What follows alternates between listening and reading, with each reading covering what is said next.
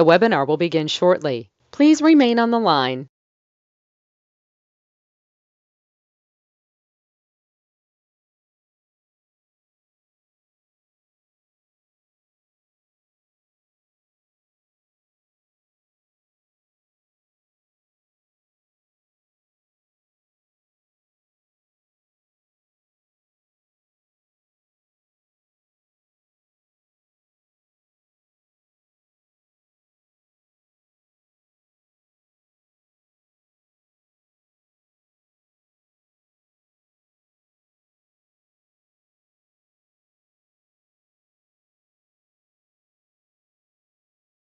The webinar will begin shortly. Please remain on the line.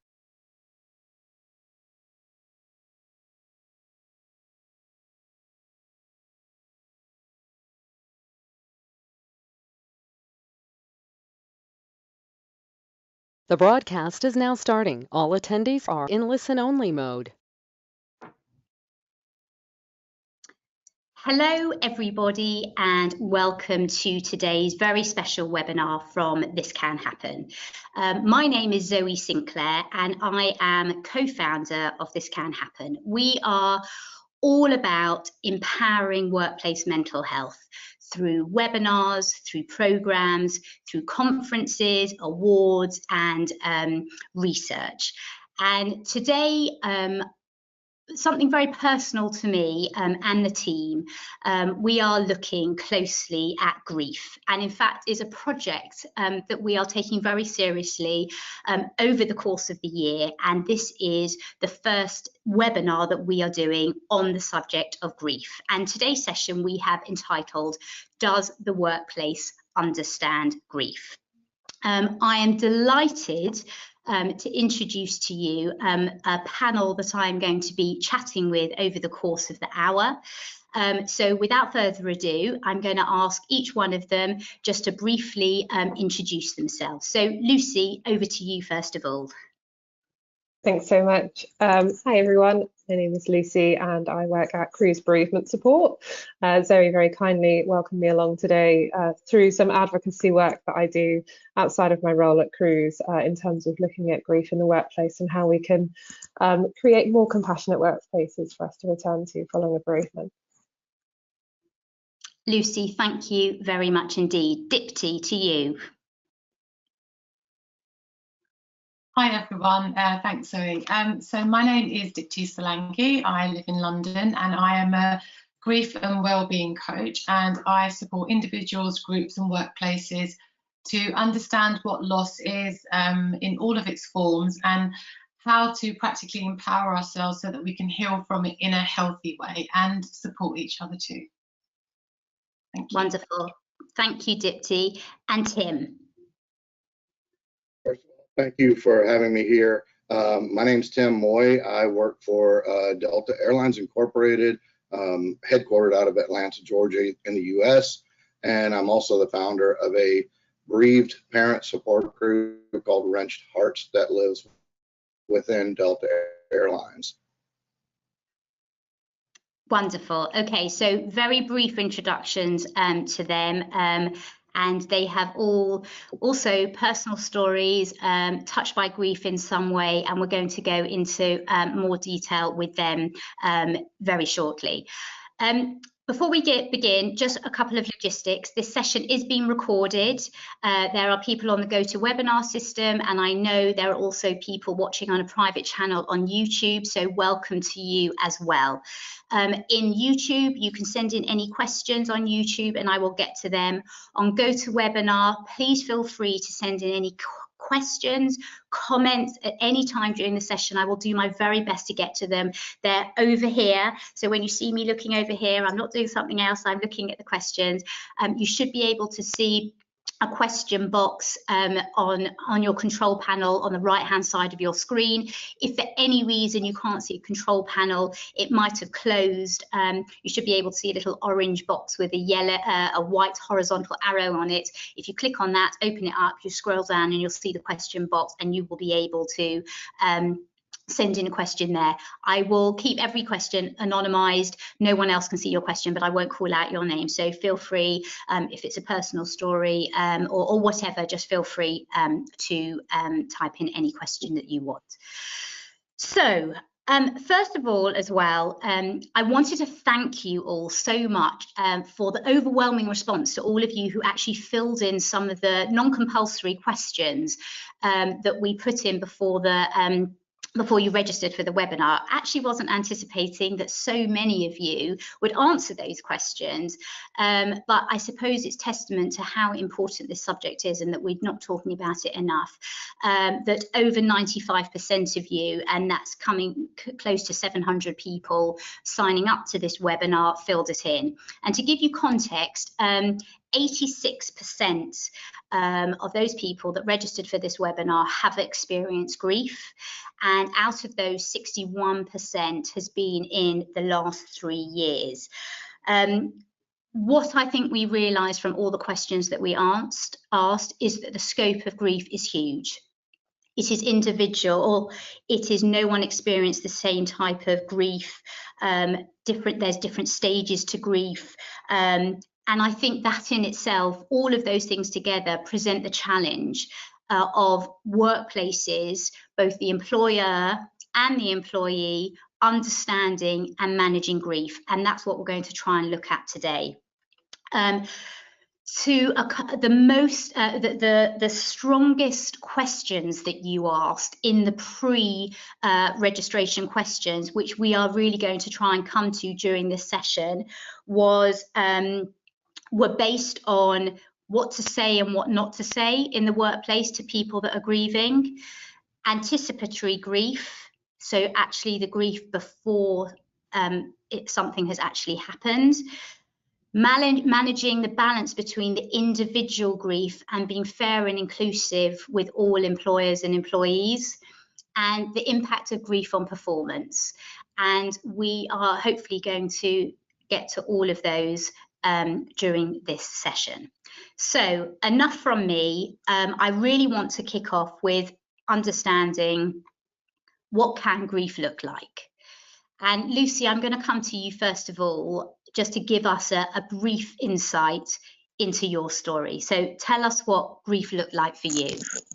Sure. Thank you, Zoe. So one of the reasons I became really passionate about grief in the workplace was because I lost my dad in June 2020, so nearly 3 years ago now. He'd been sick with esophageal cancer for 4 years when he died.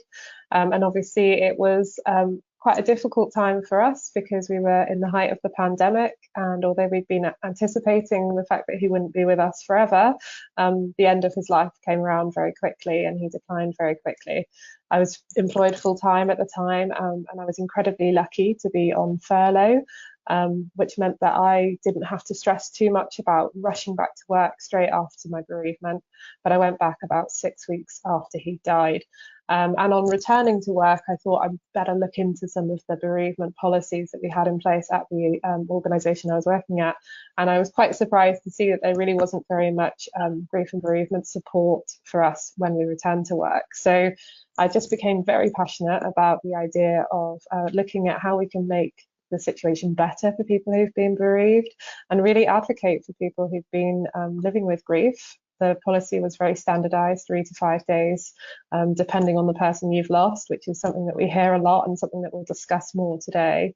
But really, for me, it was all about using my experience to try and create something good out of a terrible experience of losing my dad in my mid-20s, and taking that struggle and that pain to create something really positive for people who've been bereaved in the workplace. So really pleased to be here today, really excited to be part of the conversation. Thanks, Zoe, for having me.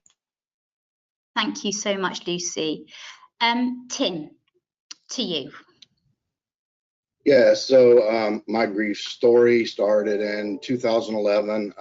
As a parent, I got the phone call that my youngest son, he was 25, was found deceased, and I immediately had to start dealing with what does that mean, right? You've lost a child. So I took 2 weeks away from work And when I came back to work, I realized I was still in my grieving process. Everyone else was talking about the day-to-day work, and I couldn't focus on the day-to-day work. My focus was, what should I do with this pain, this emptiness that I feel? 11 months later, I lost my father to cancer. So I had this 1 year of just overwhelming grief, and I realized I had to do something with it. And that's what forced me to create something within the workplace that would help people who are grieving and bereaved. Wonderful, and we'll hear shortly about what you created, but thank you for sharing that, Tim. Dipti, grief has affected you also in different ways as well to Lucy and Tim. Yeah, Lucy, Tim, thank you for sharing the beginnings of your stories there. So for me, I never grew up wanting to be a grief coach. It's not something anyone really aspires to be, but I think very early on, grief affected my life. When I was 13, my mother died of medical negligence. And there was no real education about what to do with this grief. And I copied the adults around me, and we just carried on and almost ignored it to a certain extent and tried to make everything normal. So I carried on, outwardly successful, went to university, wanted to be a politician, ended up working in Parliament very early on as a researcher, but then suddenly had a massive mental breakdown, didn't understand what that was about. It transpires it was all the suppressed grief, not having expressed it. That's when I first really started working with a grief coach. And it was during that part that I understood all the different forms that loss can take. And it's not just bereavement. There are so many different types of losses we can experience, which I think is really important for people to understand. But also what happens if we don't deal with our grief, which I think we'll come on to later. So more recently, devastatingly during the pandemic, I lost my dear dad to COVID during the very height of COVID as well. And like most of us here, I'm sure we will have all experienced lots of different types of loss. So yeah, that's what informs my work, that part of my personal story. So yeah, thank you. Thank you all. And I think even just as a starter, so many people in the audience will have stories similar or different, but this is our starting point where we have already 3 very different stories and experiences of grief. So Lucy, I want to come to you again just to ask you and kind of to set the scene, if you like, around issues of grief in the workplace. I know that's a very big question, but I know it's something that you're very passionate about, and linking to policy, and you mentioned policy, that was something that you looked at. Some companies have them, some companies don't, but can you give us an overview of grief in the workplace? Yeah, of course. So I can obviously speak from a UK perspective on this, and things might be different over in America with Tim, but a little bit around the UK policy at the moment. So there's actually no legal requirement at the moment for workplaces to offer paid leave to grieve, minus Jack's Law, which was introduced in January 2020 after 10 years of campaigning. A parent had been campaigning following the death of her son, and thankfully the law was passed for 2 weeks of paid leave following the death of a child, but it was only for the death of a child if they were under the age of 18, which is, again, comes with complexities because you don't stop being a parent after the child is 18. Outside of that requirement for the policy, there's also no standard of guidance in terms of how workplaces can have a really standard approach to dealing with death and bereavement within the workplace. So that might be that, people are unfortunately relying on luck, their, line manager quite often having the same experience or similar experiences, so maybe echoing more compassion to them, giving them more time off.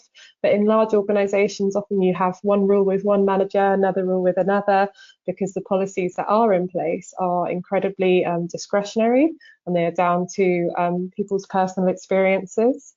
The other difficult thing that I think has come into light in the last couple of years, and it's great to see so many people signing up for this talk and being part of this talk, because workplaces are starting to tackle what grief looks like in terms of the impact on their workload, in terms of staff retention. But Marie Curie did some brilliant research a couple of years ago and published some research that said only 1 in 3 workplaces in the UK actually had a bereavement policy in place. And even the ones that did have bereavement policies in place, they often weren't really fit for purpose. So they often were things saying 2 to 5 days, depending on the person you've lost. So maybe if your grandparents raised you and you don't have biological parents, you wouldn't necessarily be given the same time off. Or if your best friend died, you might not be entitled to have time off the same way that if your sister died. And so again, it came down to that line manager being able to dictate how that grief is going to impact you within the workplace. The other really big thing that I'm interested in looking more into and have been working a lot into is that returning to work. You know, we have policies for returning to work following long-term illness, following, having a baby, all sorts of different things. But this huge life event that grief is, we don't have anything that workplaces have to introduce people back into the workplace and make sure that we've got lots of support and compassion in place for people.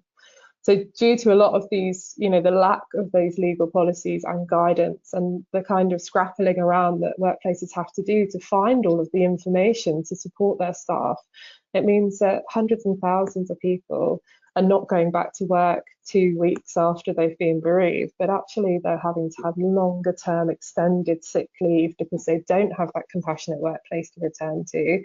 They don't have that support in place because they're expected to go back and be delivering the way that they were before their bereavement.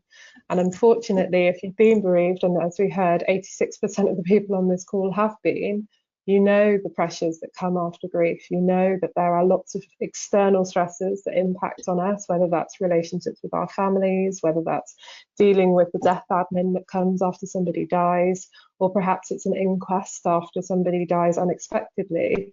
There's lots of things that can impact your grief. And so going back to the workplace has to be a more holistic approach in terms of looking at how we can support the whole person in terms of returning and how we can create more compassionate places for people to come back to.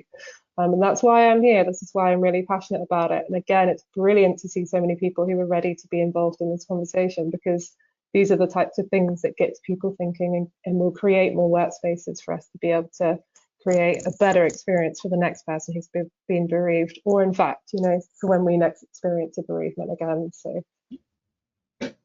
thank you, Lucy. And just an additional question to what you just talked about. Do you feel, and I sensed actually from the questions that we've been asked, that there is a fear around talking about grief, especially in the workplace? Do you think we talk about it enough? No, I think British society don't talk about it enough. I mean, even in hospitals, the morgue is hidden away without a sign on it. We don't talk about death and dying in an open way within the British society.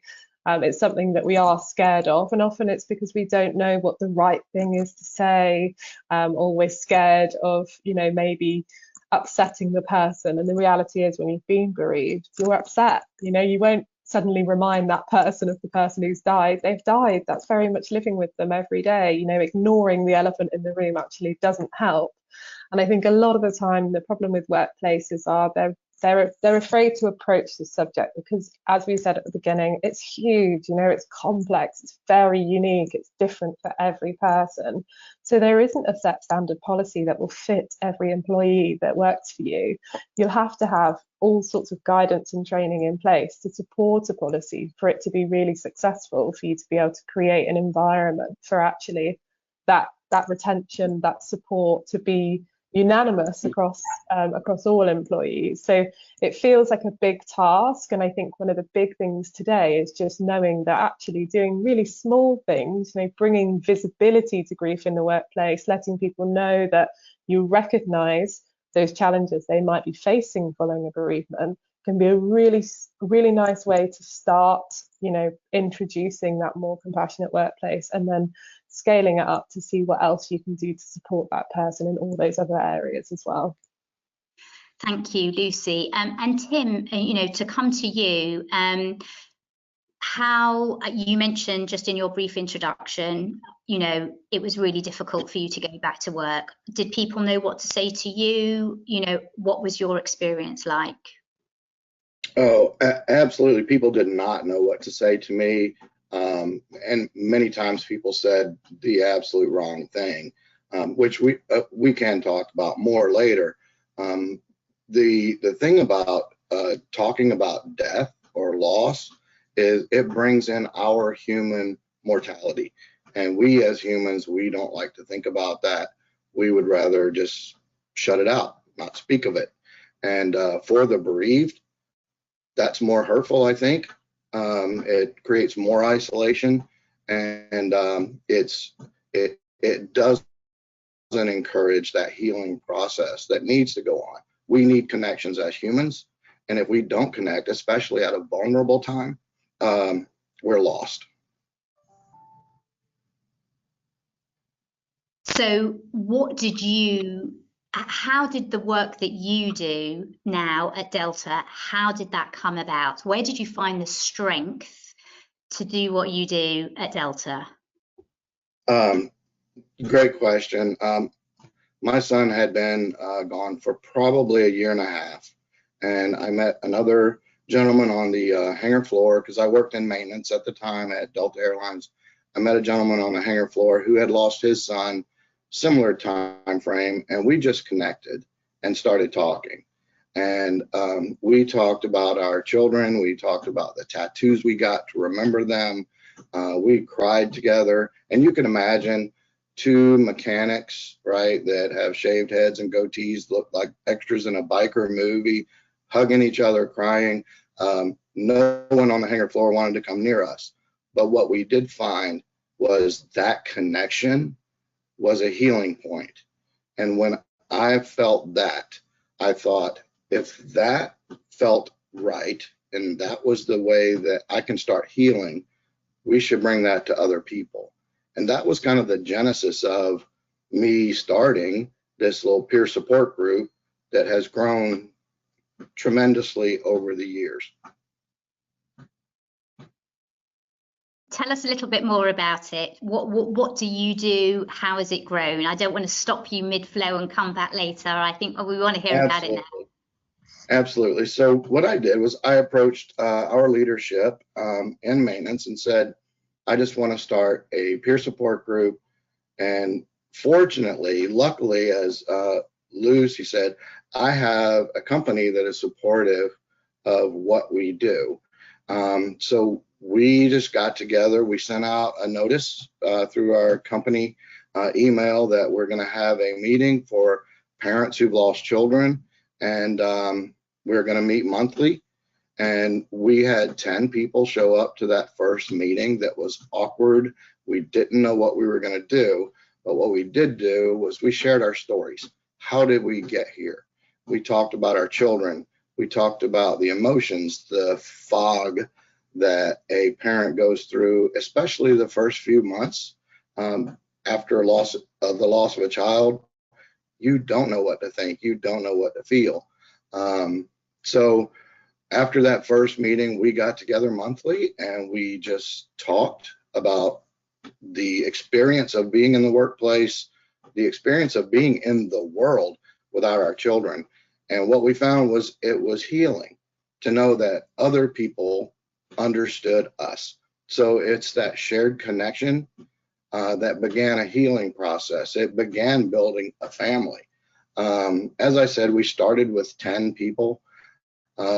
Since then, we've grown to over 300 members and wrenched hearts, and we have groups that meet in different cities in the U.S.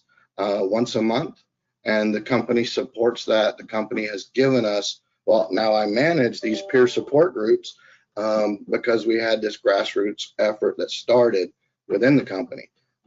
It's been an amazing part of our well-being program as well.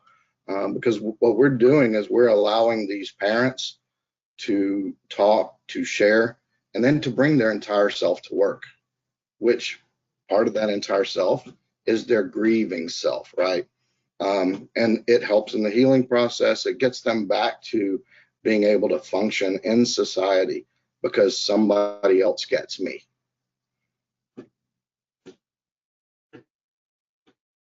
Tim, it's so powerful, and I can sense that people listening will be thinking that they would love to set something like that in their organisation. And also, Lucy, we're going to hear from you also how you did it in a form in your organisation. But Tim, a question has come in, which I think is a great question, that says, how can we better support the volunteers of staff networks, i.e. the yous, Tim, offering peer support or their stories for workplace events like this?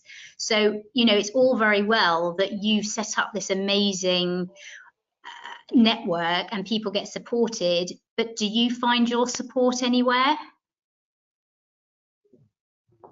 Oh, honestly, when you start a peer support group, you're not just a facilitator, you're part of it, right? So I share my story. I get a connection with these other people, and that is part of my support. Seeing other people heal helps heal me. Seeing other people, I've had no less than 10, 12 people say, this little peer support group saved my life. Because typically, especially parents who lose children, there's two ways they're going to go. One way is very dark. One way is finding some way to heal and create something, a legacy for their child. So the support is actually being part of it. Yeah, brilliant. And I'm watching as all the questions are coming in. So a couple of questions. First of all, Tim, somebody said he also had a tattoo to remember his son, and he found this very beneficial for him. So I just wanted to say that. Oh, and this question, Tim, and I believe there is a good answer for this. Are the support groups for bereaved parents, or are there others for different types of bereavement and loss? So Wrenched Hearts was the first peer support group that we started at Delta Airlines. Since then, we have others. We have one of our newest ones is called Stop the Stigma, and that's for anyone who has had a loss from suicide. So it's not suicide survivors, it's those who have had a loss from suicide. We also have a group called Hope Springs, and that's for anyone who has had a loss through miscarriage, which a miscarriage is a different loss than a loss of a live child.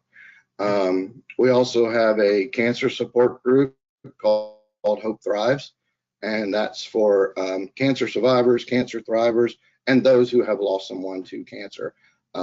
So it started as one little group, but now we're taking that model and we're moving it to all the other pieces. And my next hopeful group is going to be spouse loss.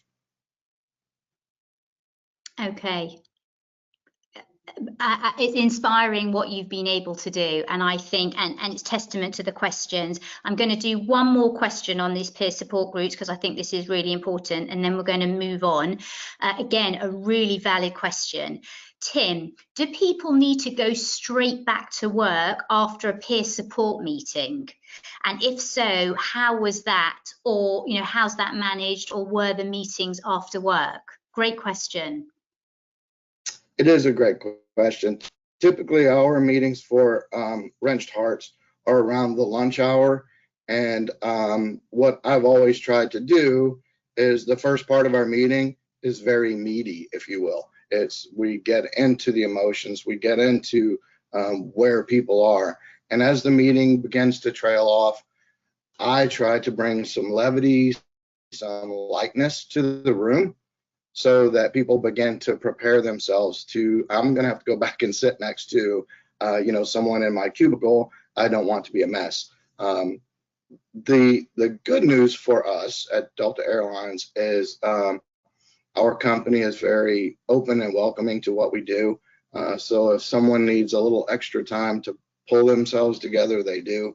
But there is no real expectation that they should go back to work, but they do. Right.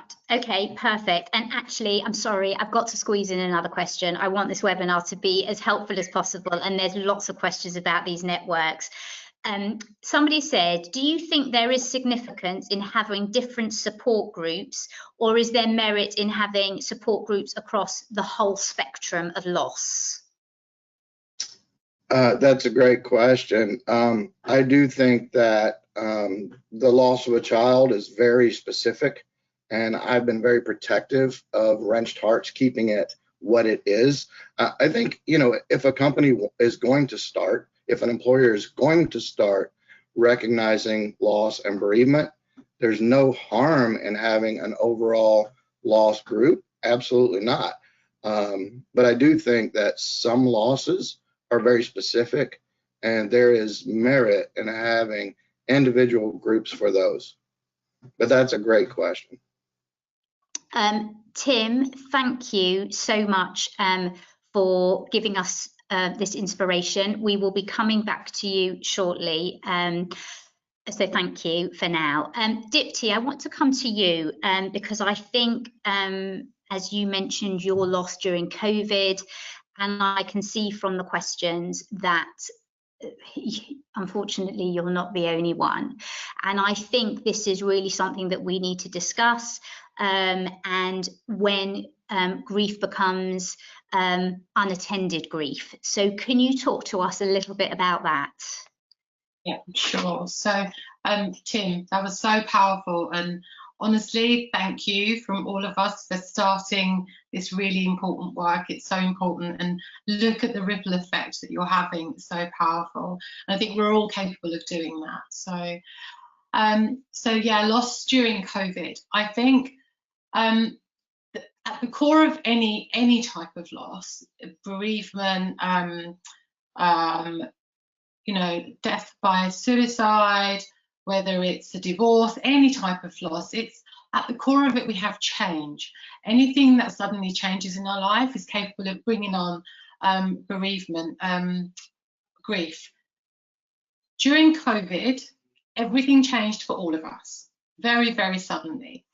And I think there were so many different types of loss, and the hundreds of thousands of people that devastatingly died. It was a very different and unique type of loss and bereavement that we all experienced. And I think that's because we didn't have the usual rituals that we could do around death and bereavement. We couldn't be with our loved ones. I remember organising Dad's funeral, and we were allowed 15 people. Now, this was someone who was a huge community figure. It was the most surreal experience. But the process of grieving, it's a very sacred one, but it's also a very communal one at times as well. And we were all isolated in our grief. But having come through that period and then being back with everybody, there felt like there was this distortion in time where you'd gone through this big life-changing experience. Everything in your world had changed, but then we had to suddenly, everyone was in this rush to get back to normal. And for those who were bereaved, just how triggering that phrase would have been for you, because you internally were screaming, there's never going to be a normal for me again. And that was really powerful, but there has been no space to release that or to express that. And so what's happened is we've all had to get back to work in some way, shape or form, get back to our communities, socialising. I honestly don't believe that we're back in a world that has fully healed after COVID in all the damage that it did. But what's happened is so much grief is left unattended to. And what that means effectively is it's unexpressed, it hasn't been witnessed. We need our grief to be witnessed. And I think that's what, Tim, your work does so powerfully. It allows, grief to be witnessed, and we feel seen and heard. And so because of that, so much of this is suppressed. And, you use that phrase, a workplace that welcomes all of us, the whole part of us. And there are parts of us that we have to hide when this happens. So when our grief is suppressed, we're going into work, we're carrying on as if things are normal, and they're not. And what this means, it can come out in lots of physical and emotional ways. This, going back to your point, Lucy, is where we have that problem with retention and also long-term sick leave, where people aren't actually putting down their absence to grief, and nor are workplaces, because they may not be aware of it themselves. But I'm just going to go through a few of the ways that it may manifest, and people watching this will probably resonate with some of these things. So the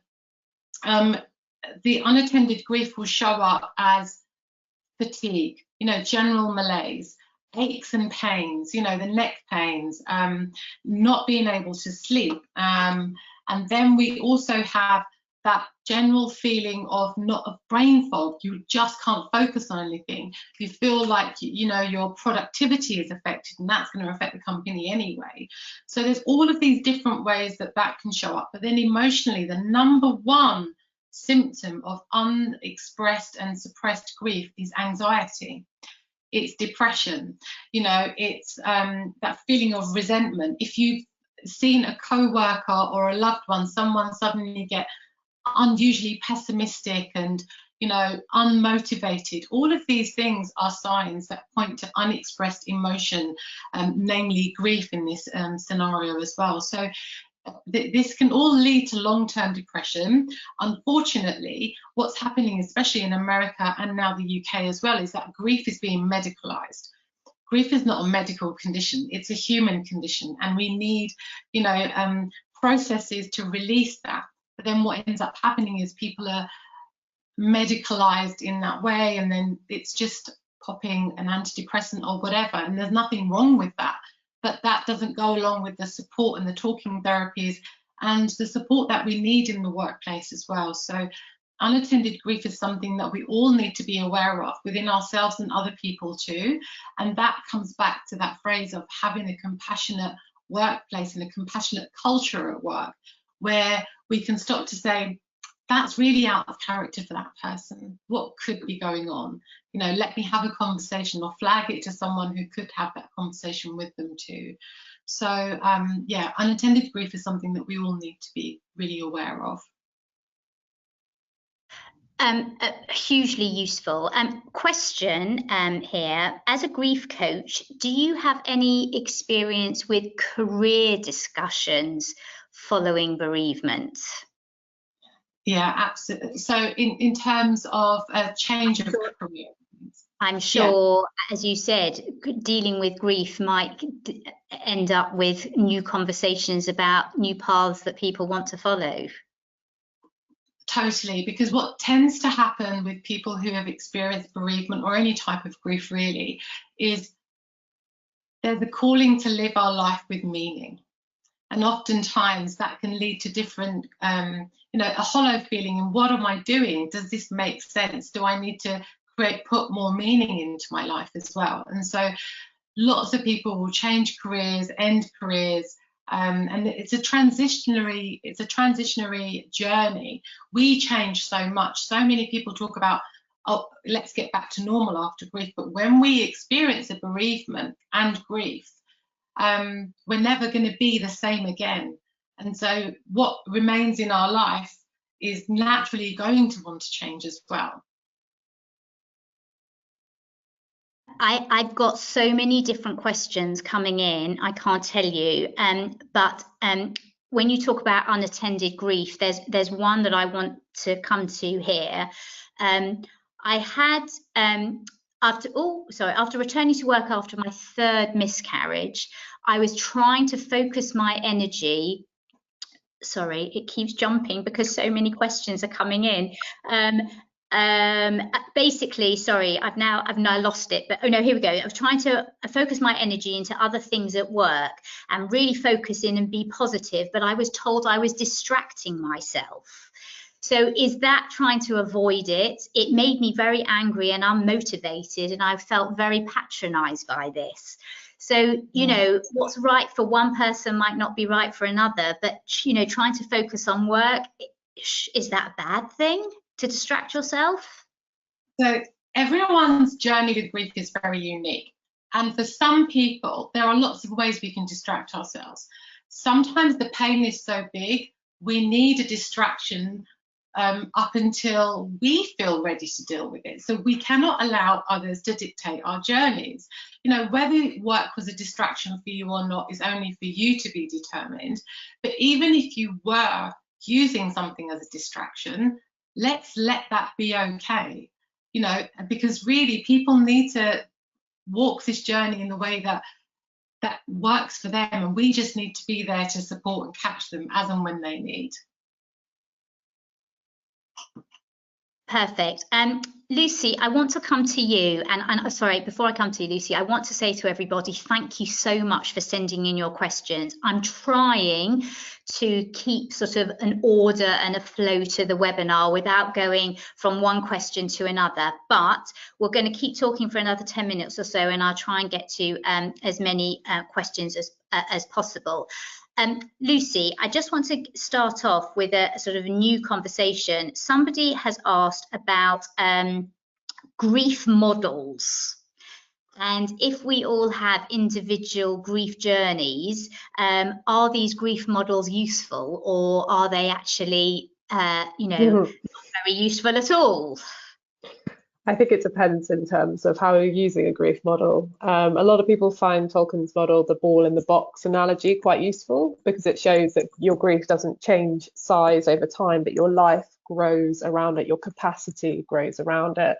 And that's something that I think is really useful for a lot of people at the beginning when you're first carrying that grief. It is taking up all of your capacity, which is one of the reasons why going back to work can be so difficult, because you have that brain fog, but you also just don't have the emotional capacity, the physical capacity to deal with everything else that is demanding of you during that time.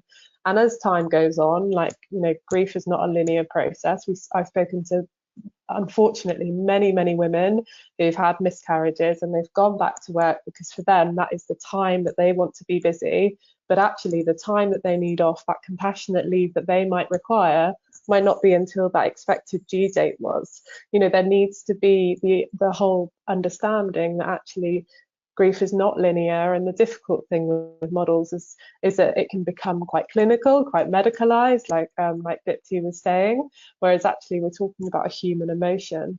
Sometimes grief models are really useful for people to be able to understand their own bereavements and their own grief and that feeling, but for a lot of people, models just don't resonate. You know, they don't make sense.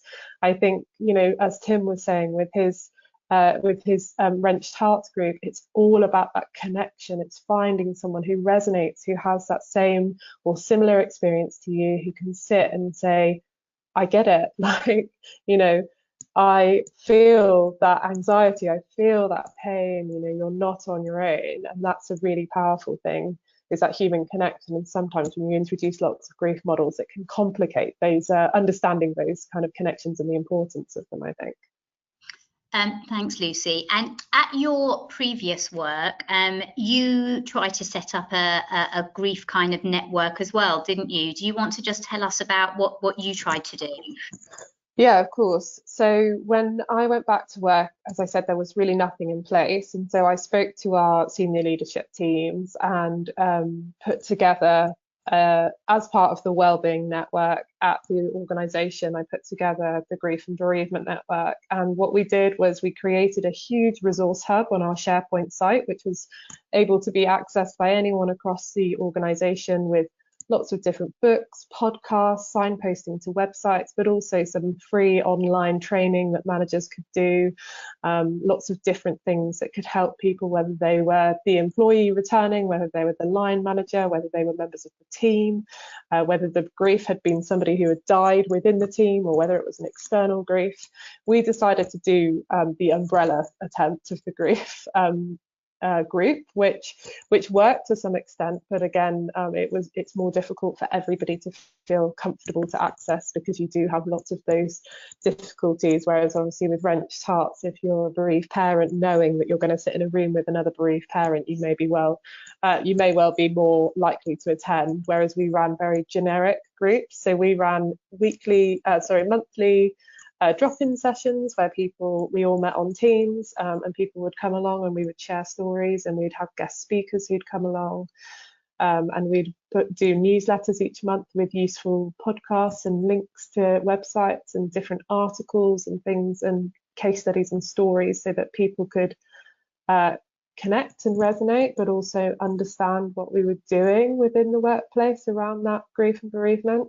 We looked at our bereavement policy, and we kind of proposed to our HR team the changes that could be made in terms of creating guidance and line managers training for the people across the organisation. And there were barriers, there's lots of barriers with these things, and there's lots of challenges. And I think one of the interesting questions earlier on from, I would assume, an employer was, how can we better support these networks that are run by volunteers? And it's true, these networks are a lifeline for people. And unfortunately, a lot of organisations don't look at the budget of what it looks like to look after those volunteers. And actually, it's things like putting those volunteers onto training courses that are run by charities. At Cruise we run training courses. I know there's lots of other training courses that are run by organisations across the UK which help people in having compassionate conversations or how to support people in a peer setting. But also, one of the things that we implemented right at the beginning was that we had a senior leadership sponsor, and it was their role to support us who were running the volunteer. We were volunteering at the bottom end, running these peer support groups, but it was the responsibility of that sponsor to help debrief, to help support us through those moments and really champion the work that we were doing. So there's lots of things you can do to make sure it's successful, but really protecting the people who are doing it is very, very important.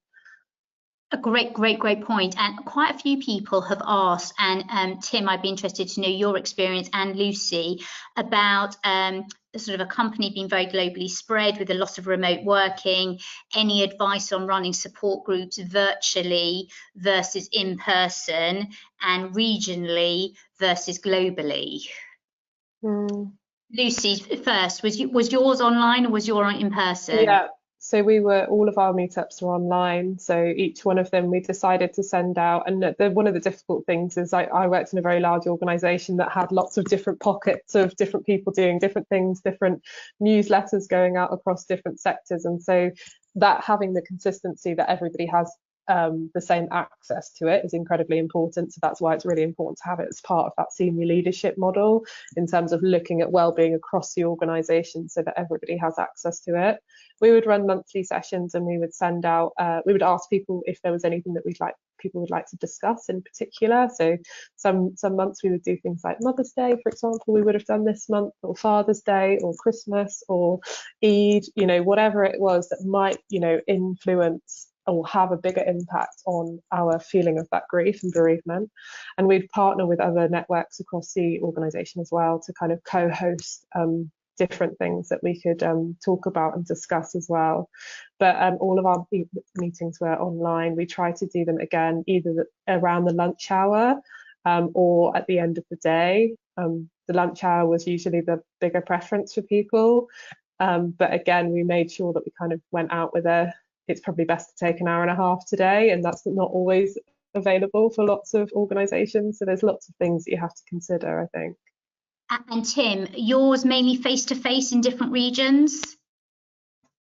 So yeah, absolutely. When we first started, this was well before the pandemic, right? And the virtual world was not as accepted in the business world. So our meetings were face-to-face. After the pandemic hit and we were all isolated, fortunately, things like Microsoft Teams and Zoom became the norm, and we shifted to a virtual world while we could. We also have an internal social media tool.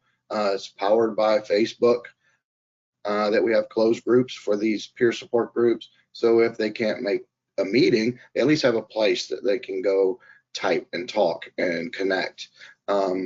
But now that the pandemic has waned a bit, I'm not going to say it's gone because I don't think it is. Now that it's waned a bit, groups are starting to get back together face to face.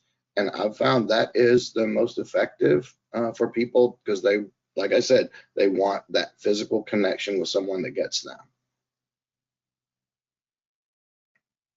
Thank you, Tim. Just staying with you for a second, before we go to a few more questions.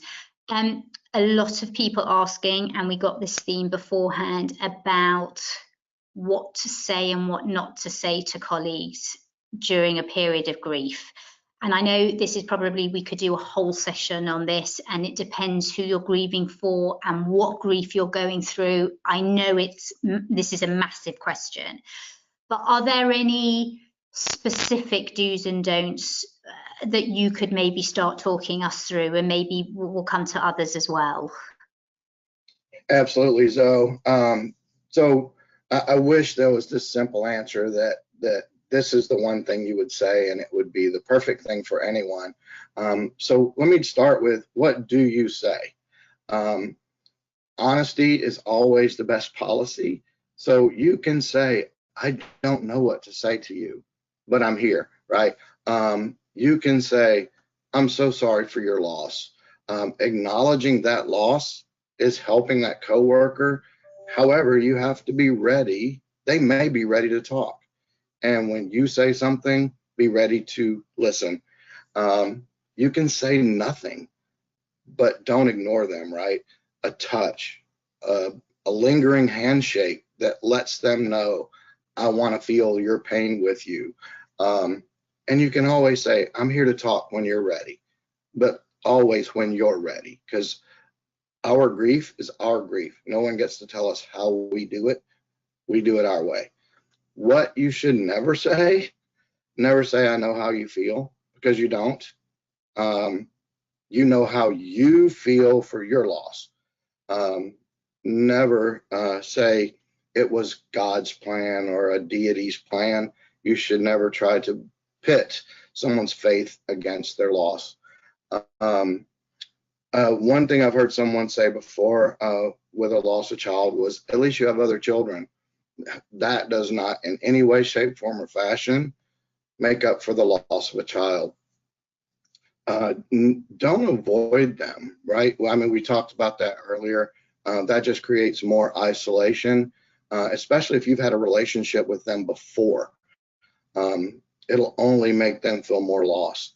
And never, ever compare losses, right? If, I lost a father, you could not say, oh, I just lost, a family pet. They're not the same. And comparing them only creates this competition in grief, and there is no competition in grief. And like you said, we could spend an hour talking about how do you welcome someone back into the workplace and be helpful to them without being hurtful. But those are just some key things I would like to point out.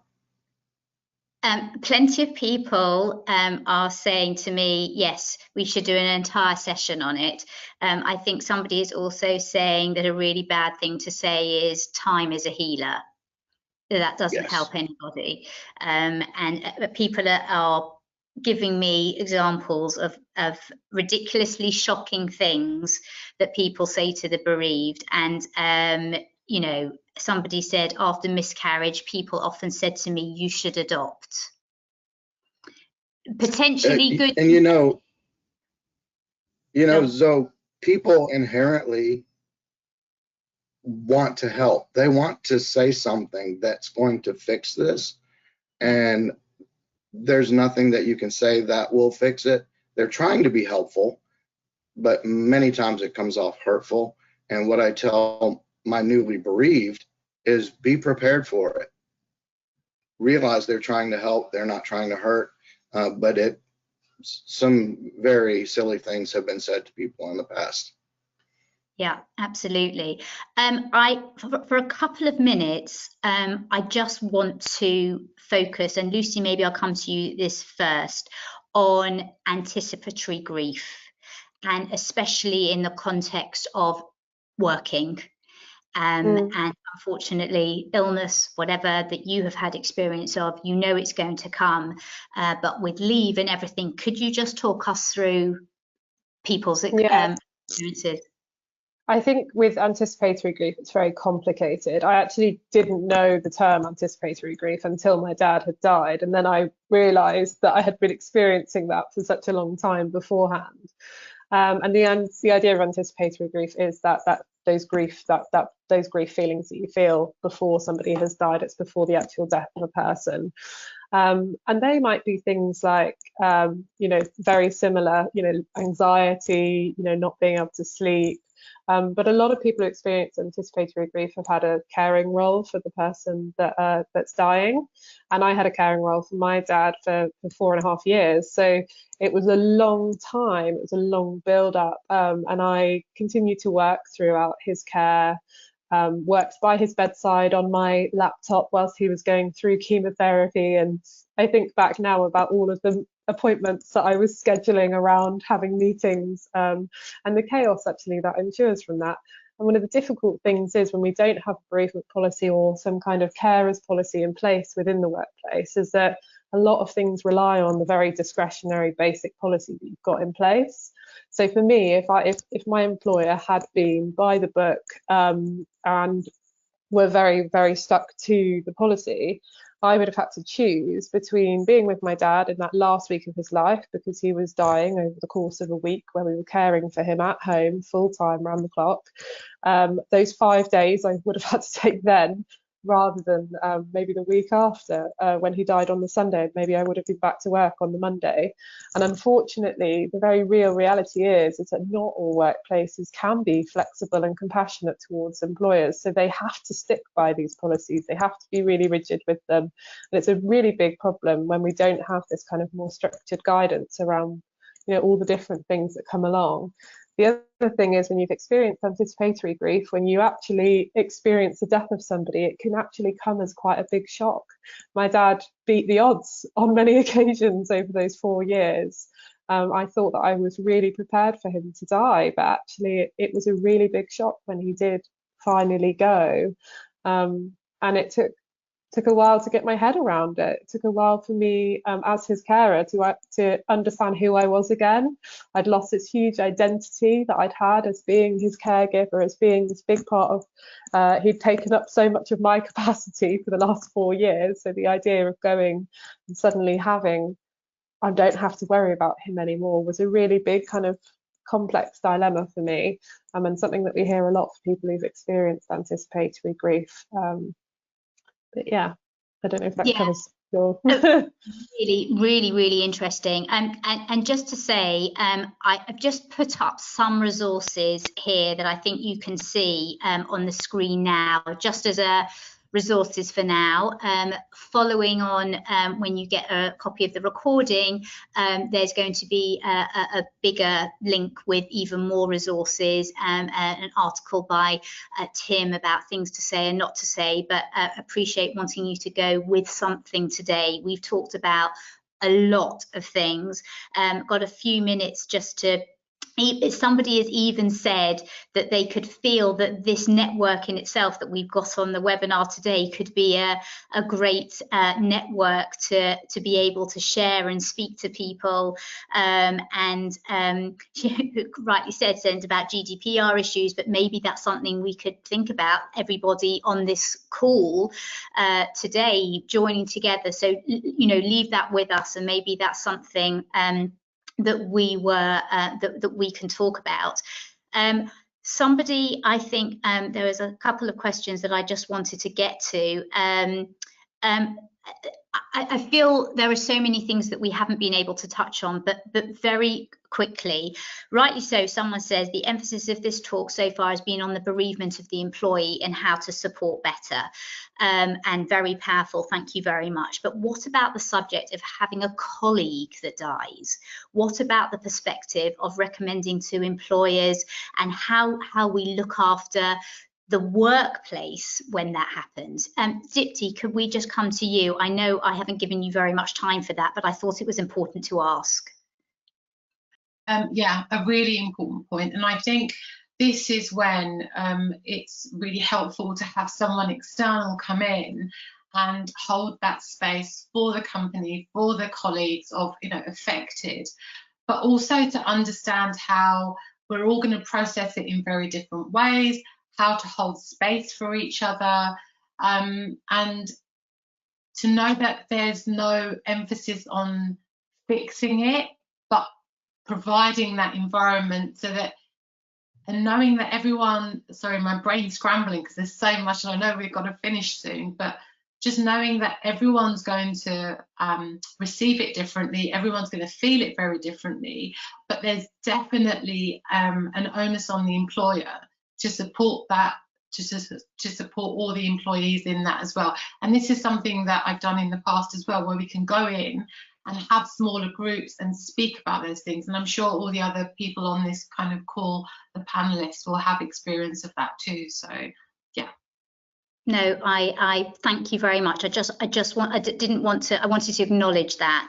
As a final point, there's not necessarily a question, but again, showing the complexities and what we have to understand. Somebody, this person has said, Lucy mentioned about leave being considered for due dates, which makes total sense, but anniversaries and things can also be considered. I lost my dad 6 years ago and take a day's holiday to cope with his anniversary. Employers need to be open to grief, not stopping just because it's a week since the death or the funeral has passed, and an ongoing process that anything could really trigger. And I think that's hugely important as well.